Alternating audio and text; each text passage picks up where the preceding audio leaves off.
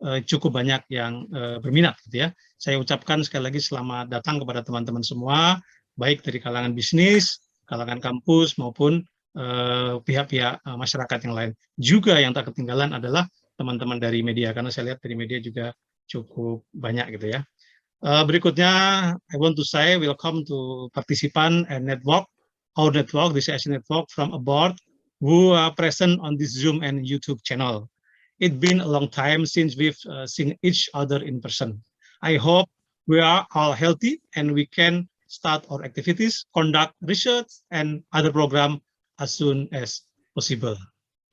Jadi, alhamdulillah sejak 2016 DCSC sudah memiliki jaringan di Asia Tenggara, terutama sejak MEA. Nah, Bapak dan Ibu yang saya muliakan, pertama mungkin saya akan sedikit bicara tentang DCSC, 1-2 menit, kemudian nanti berikutnya tentang acara ini atau tema hari ini.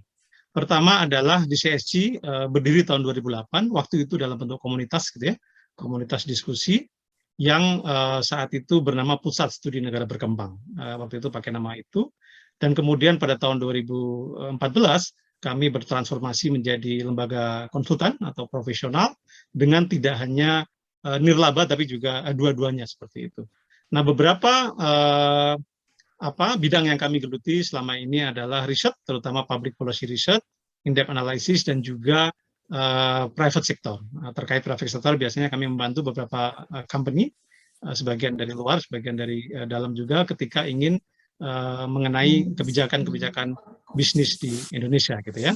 Alhamdulillah sejak 2015 bersamaan dengan MEA atau Masyarakat Ekonomi ASEAN yang diberlakukan, DCSC sudah melebarkan sayap gitu ya, berkontak dengan teman-teman di Asia Tenggara, di Singapura, Malaysia, Thailand, dan Vietnam dan Filipina untuk sama-sama bagaimana Asia Tenggara ini bisa saling bekerja sama, karena bagaimanapun juga Asia Tenggara ini atau kawasan ASEAN ini sangat menarik, terutama dalam abad 21 ini.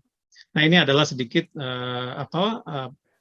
bidang kami atau yang kami lakukan di Jakarta dan Malina. Di foto ini dengan network kami di Manila, juga beberapa kegiatan yang kami lakukan di Bangkok dan beberapa yang lain, terutama di Filipina saat ada pemilu lalu gitu ya.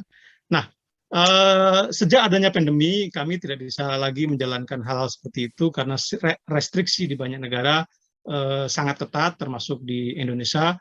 Maka dari itu, sejak April 2020, kami bertransformasi ke virtual, mungkin hampir 90% ya, ke virtual dengan menggelar berbagai pekerjaan yang profesional di virtual, juga yang publik di virtual. Seperti yang di layar ini adalah beberapa kegiatan yang publish atau untuk publik seperti hari ini yang kami sempat laksanakan. Waktu itu kita bicara tentang bagaimana industri penerbangan kita terkena pukulan yang tajam, lalu kemudian pilkadanya normal. Kita belajar juga dari New Zealand waktu itu dengan dubes kita di sana, Mas Tantowi, juga perempuan dan politik di DPR, Undang-Undang Cipta Kerja juga mengundang beberapa pakar dari PDIP, Golkar maupun Demokrat waktu itu. Terima kasih Mas AHY memberikan izin ya kita untuk meminjam kader-kadernya untuk memberikan highlight ya seperti ini. Lalu kemudian ekonomi outlook juga begitu dan sebagainya.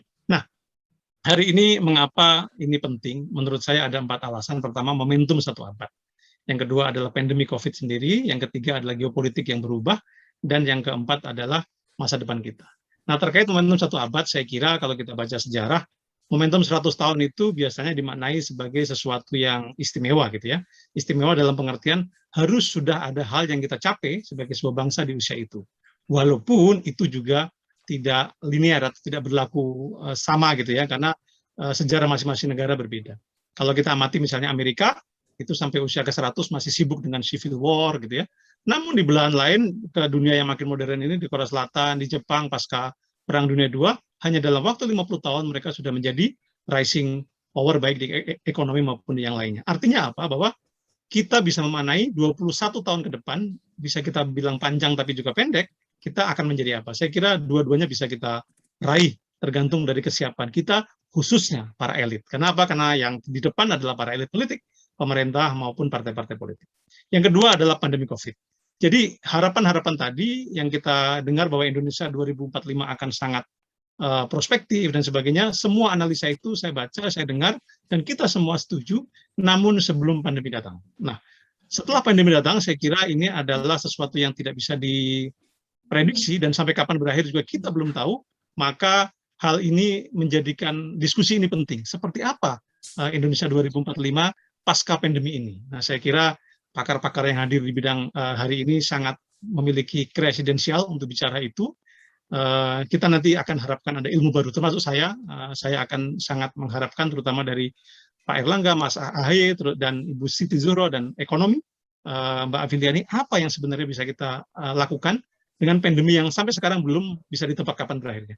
Terakhir adalah geopolitik yang berubah, kita tahu, paling tidak ada tiga footage ya di dunia ini yang sekarang terjadi. Pertama, Laut Cina Selatan yang terus menguat, di mana terjadi mobilisasi kekuatan, baik China maupun US, lalu kemudian di Taliban atau di Timur Tengah ada perubahan yang signifikan, bagaimana kemudian ketika tahun 2020, Amerika bertemu dengan Taliban di Qatar gitu ya. Nah, definisi-definisi ini kita menarik untuk dikaji. Nah, saya kira Indonesia juga harus mempercepat itu. Dan yang terakhir adalah masa depan kita. Masa depan kita saya kira terkait dengan teknologi, bagaimana digitalisasi dan sebagainya itu menjadi platform utama untuk ke depan. Nah, saya kira Indonesia itu harus mempersiapkan. So far kita sebenarnya sudah cukup modalnya, cuma yang kita lihat percepatannya. Kalau bisa mungkin kita juga harus punya industri teknologi yang sekuat Samsung misalnya atau sekuat Apple. Saya kira Indonesia punya potensi, hanya bagaimana kita sama-sama mendorong rezim birokrasi, rezim peraturan yang lebih cepat gitu ya. Nah, sedikit tentang mengapa abad ini saya optimis kita akan menjadi salah satu kekuatan. Saya teringat tulisan dari Ibnu Khaldun dalam bukunya yang monumental, yaitu Muqaddimah, di mana dikatakan sebuah peradaban itu akan lahir, berkembang, stabil, dan akan hancur sesuai siklusnya, atau ada siklusnya. Kata kunci ada siklusnya ini, saya tidak sengaja menemukan beberapa artikel bahwa Indonesia sempat berjaya, atau Nusantara pada saat itu sempat berjaya, di abad ke-7 dengan adanya Sriwijaya, yang kekuasaannya mencapai Malaysia dan Singapura. Kemudian Majapahit 7 abad berikutnya, yang mencapai Thailand, bahkan Kamboja, dan sebagainya. Sampai sekarang kita masih bisa temukan artefaknya ya di sana.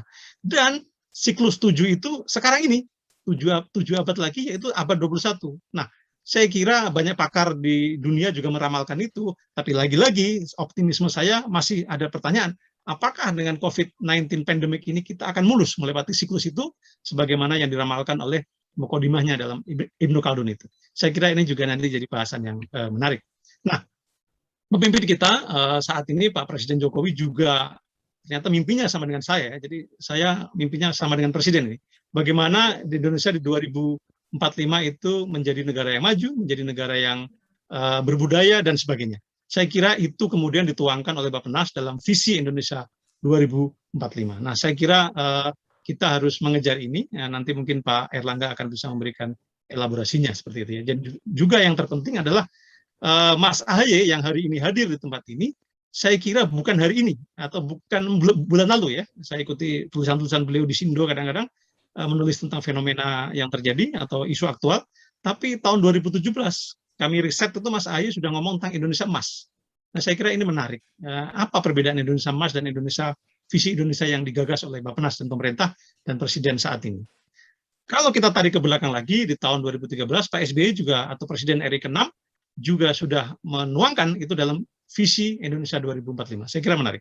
Juga dari Partai Golkar, Pak Ical waktu itu, ketua sebelum Pak Erlangga, juga sempat menulis itu atau mengatakan itu. Nah, hari ini Pak Erlangga juga mengatakan hal yang sama. Nah, saya kira ini menarik, ditambah dengan nanti analisis dari pakar ekonomi dan pakar politik. Mengapa pakar ini sangat penting?